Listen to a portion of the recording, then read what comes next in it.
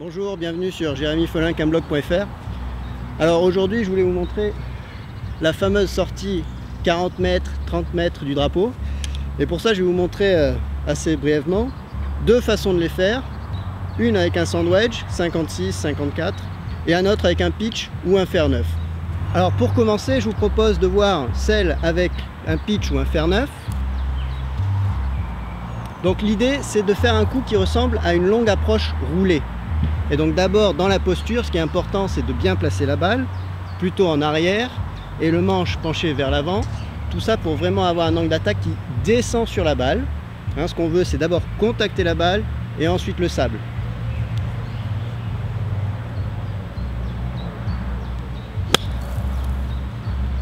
Voilà, donc on entend bien le bruit de la balle.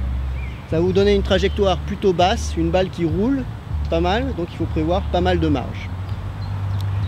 L'idée ici, c'est donc, par la posture, de favoriser cet angle d'attaque là qui descend vers la balle et qui vous garantit une bonne sortie de balle.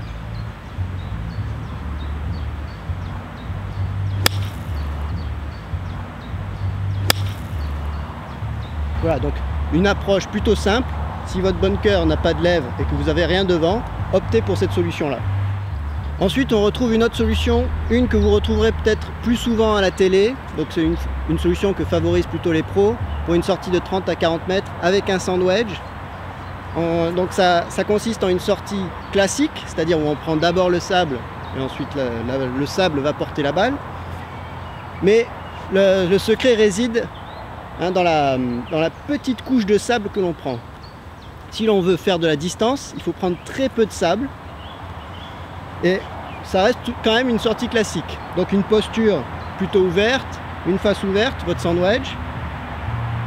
Et on va prendre la plus petite couche de sable avant la balle.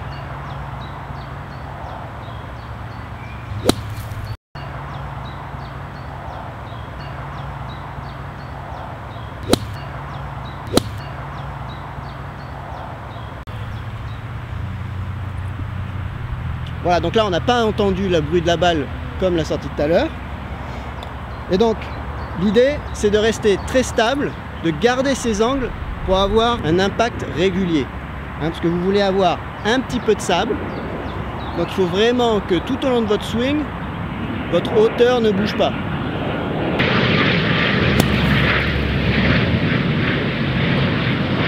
Là vous aurez une balle beaucoup plus haute. Vu qu'il y a une fine couche de sable, vous allez donner beaucoup plus d'effet à votre balle, donc elle va s'arrêter très vite, voire avoir un petit peu de backspin.